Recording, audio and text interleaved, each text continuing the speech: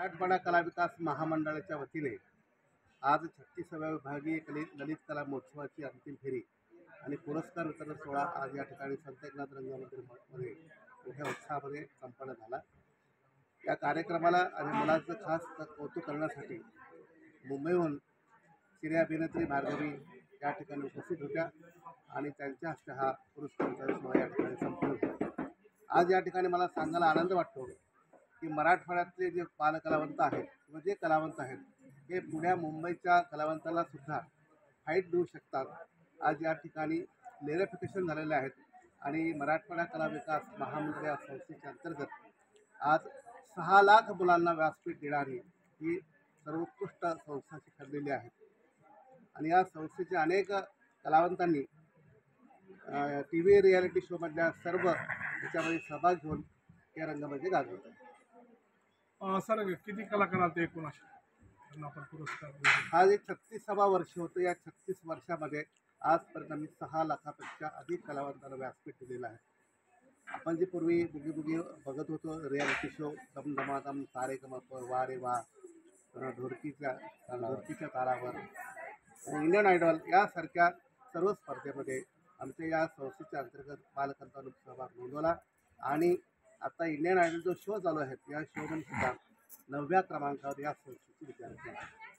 Sir आपल्या या विद्यार्थ्यांमधून किती कलाकार पुढे गेले आणि कुठे कुठे आहेत आज?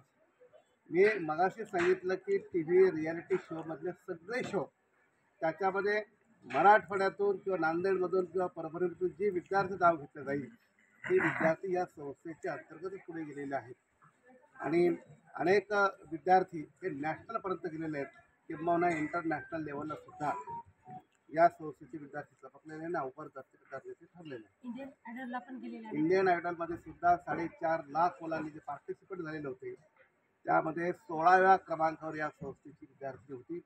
आज ती रविवार आणि शनिवार हे आपण रियालिटी शो बघतो त्यामध्ये ती आता 8व्या क्रमांकावर आहे. मी निश्चितपणे सांगतो की ती अव्वल क्रमांक फर्स्ट मारणार या नाही. त्या ठिकाणी सर्वात लहान म्हणून रागिनी शिंदे आहेत आणि सर्वात मोठी जी पार्टिसिपेट आहेत ती 30 वर्षाची. सर जे शाळा सहभागी झाल्या नाही त्यांच्यासाठी काय सांगता? मी सर्व शाळा प्रमुखांना त्यांच्या शिक्षकांना सांगू इच्छितो की मुला कोणतीही कला असेल ती जर आत्मसात करायची असेल किंवा तो रियाज जो करत असेल त्याच्यासाठी कुठलाही वेळ वाया जात नाही.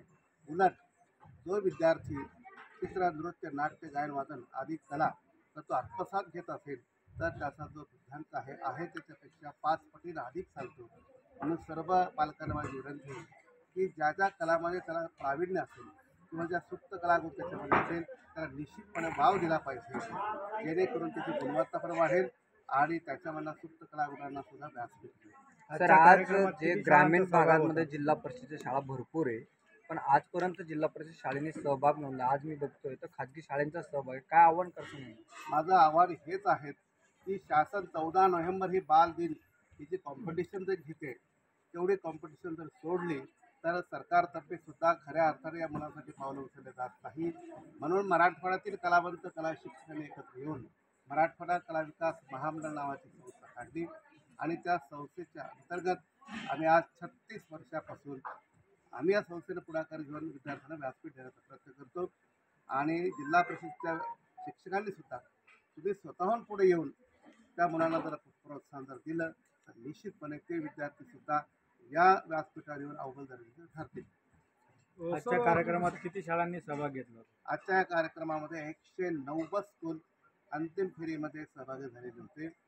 त्यामध्ये आज फायनलला 45 स्कूलची आज कॉम्पिटिशन झाली. त्यामध्ये आता निकालपत्रक आम्ही तुमच्यापर्यंत पोहोचणारच आहोत.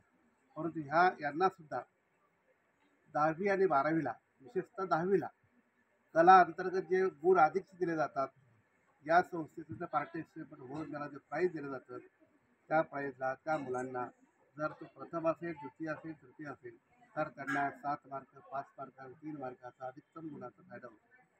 सर बरेच शाळा बाह्य विद्यार्थी आहेत पण कलाकार आहेत. उदाहरणार्थ आंबेडकर नगरमध्ये अनिता मोकळे नावाची नाव वाटली तर त्या बालिकेनंतर पुढे काही अशा विद्यार्थ्यांसाठी आपण काय? नाही आम्ही मग आमदार साहेब या ठिकाणी आलो होतो. आमदार साहेब एवढीच विनंती केली की या कला क्षेत्रामध्ये कोण श्रीमंत कोण गरीब याचा काही संबंध येत नाही. कारण ती कला सुप्त कलागुण असतो, ते नैसर्गिक असते. तो कोणत्याही शाळेचा असो, जिल्हा परिषदेचा असो किंवा इंटरनॅशनल स्कूलचा असो, त्या विद्यार्थ्यामध्ये जे स्किल असेल ते स्किल त्याला व्यासपीठ देण्यासाठी जे पाहिजे असतं व्यासपीठ, त्यासाठीच आम्ही ग्रामीण भागापासून तर राष्ट्रीय स्तरावर आम्ही त्याला व्यासपीठ निर्माण करून देतो. एखाद्या वेळेस रंगभूषा वेशभूषा जरी त्याला मिळाली नाही तर ती आम्ही देण्याचा 100% प्रयत्न करतो. असे अनेक विद्यार्थी आज या व्यासपीठावर आज सादरीकरण केलेलं आहे.